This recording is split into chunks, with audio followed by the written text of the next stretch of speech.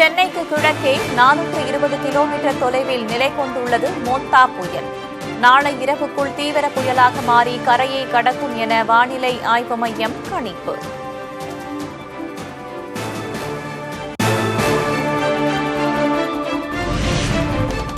மோந்தா புயலால் ஆந்திரா, ஒடிஷாவுக்கு சிவப்பு எச்சரிக்கை. முன்னெச்சரிக்கை நடவடிக்கைகளை முடுக்கிவிட்டுள்ள பேரிடர் மீட்புப் படை.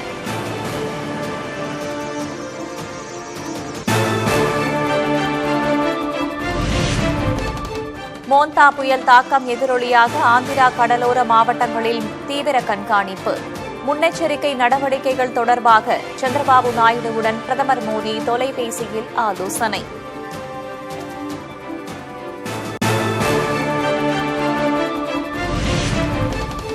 மோந்தா புயல் தாக்கத்தின் காரணமாக திருவள்ளூர் மாவட்டத்திற்கு நாளை மிக கனமழை எச்சரிக்கை. சென்னை, செங்கல்பட்டு, காஞ்சிபுரம், ராணிப்பேட்டையில் கனமழை பெய்யக்கூடும் என கணிப்பு.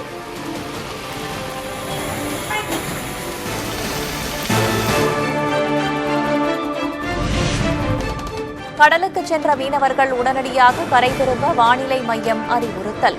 அடுத்த 3 நாட்களுக்கு கடலுக்கு செல்ல வேண்டாம் என்றும் எச்சரிக்கை.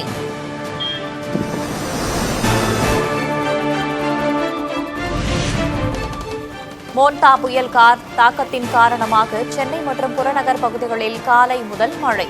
மிக கனமழை எச்சரிக்கை விடுக்கப்பட்டுள்ள நிலையில் திருவள்ளூர் மாவட்டத்திலும் பரவலாக மழை.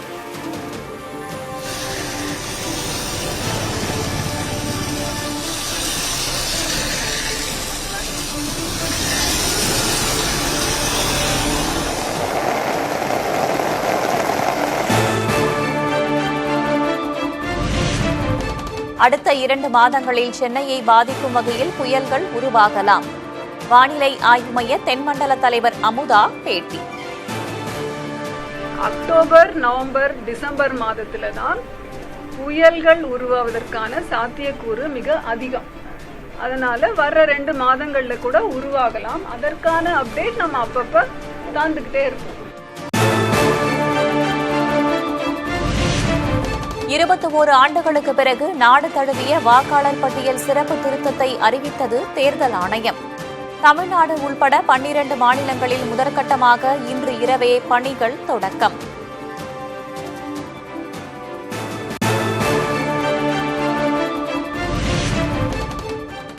தமிழ்நாடு உள்ளிட்ட 12 மாநிலங்களில் வாக்காளர் பட்டியல் மாற்றங்கள் இன்று இரவு முதல் நிறுத்தம். இனி எஸ்ஐஆர் மூலம் மட்டுமே திருத்தங்கள் மேற்கொள்ளப்படும் என தேர்தல் ஆணையம் அறிவிப்பு.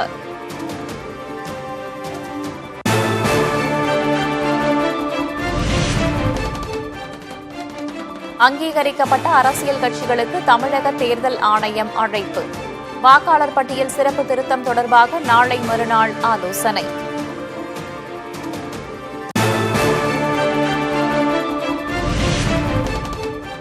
எஸ்ஐஆர் நடவடிக்கை மக்களின் வாக்குரிமையை பறித்து பாஜகவுக்கு சாதகமாக தேர்தல் ஆணையம் நடத்தும் சதி. தமிழ்நாட்டில் வாக்கு திருட்டை முறியடிப்போம் என முதல்வர் மு.க. ஸ்டாலின் பதிவு.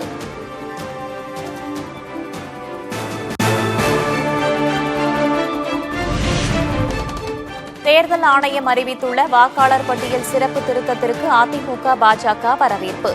சதி இருப்பதாக திமுக கூட்டணி கட்சிகள், நாம் தமிழர் உள்ளிட்டவை எதிர்ப்பு.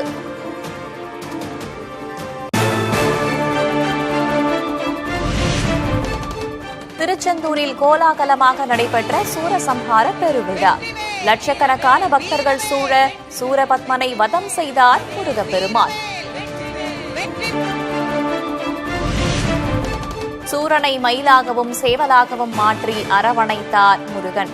திருச்செந்தூர் கடற்கரையை பிளந்த அரோகரா கோஷம். எதிர்க்கட்சிகள் பிரிந்து கிடப்பதால் மீண்டும் திமுக கூட்டணிதான் ஆட்சிக்கு வர வாய்ப்பு. முன்னாள் முதல்வர் ஓ பன்னீர்செல்வம் சிவகங்கையில் பேட்டி.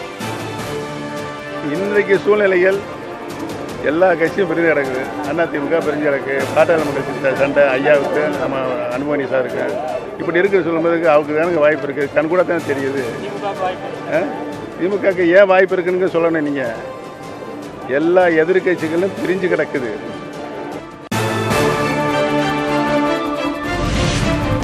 கரூர் கூட்ட நெரிசலில் உயிரிழந்தோரின் குடும்பத்தினரை மாமல்லபுரம் அழைத்து ஆறுதல் கூறினார் தவேக தலைவர் விஜய். அனைத்து கோரிக்கைகளையும் நிறைவேற்றி தருவதாக உறுதி.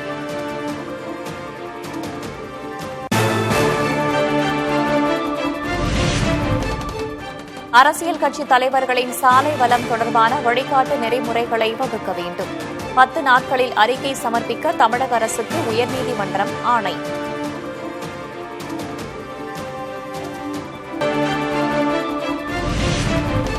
பீகாரில் நாளை மறுநாள் பரப்புரையை தொடங்குகிறார் காங்கிரசின் மூத்த தலைவர் ராகுல் காந்தி. முசாஃபர்பூர், தர்பங்காவில் நடைபெறும் கூட்டங்களில் தேஜஸ்வி யாதவும் பங்கேற்கிறார்.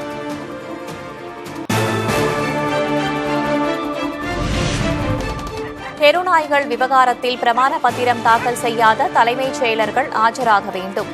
தமிழ்நாடு உள்ளிட்ட மாநில தலைமைச் செயலர்கள் வரும் 3ஆம் தேதி ஆஜராக உச்சநீதிமன்றம் உத்தரவு.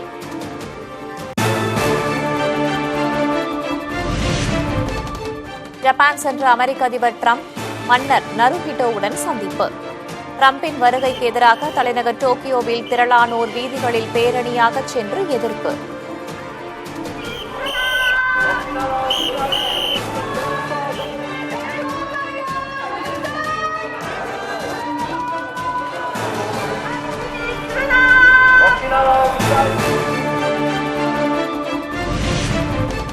வடகொரிய அதிபர் கிம் ஜாங் உன்னை சந்திக்க அமெரிக்க அதிபர் டிரம்ப் விருப்பம். ஜப்பான் மன்னரை சந்தித்த பிறகு பேட்டி.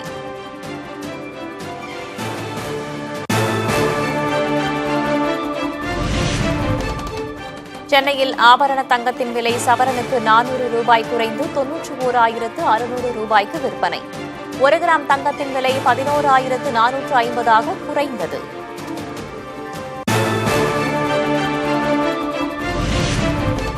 ஆஸ்திரேலியாவுக்கு எதிரான 3வது போட்டியில் காயமடைந்த இந்திய கிரிக்கெட் வீரர் ஸ்ரேயாஸ் ஐயர் ஐசியூவில் அனுமதி. உடல்நிலை சீராக இருப்பதாக பிசிசிஐ தகவல்.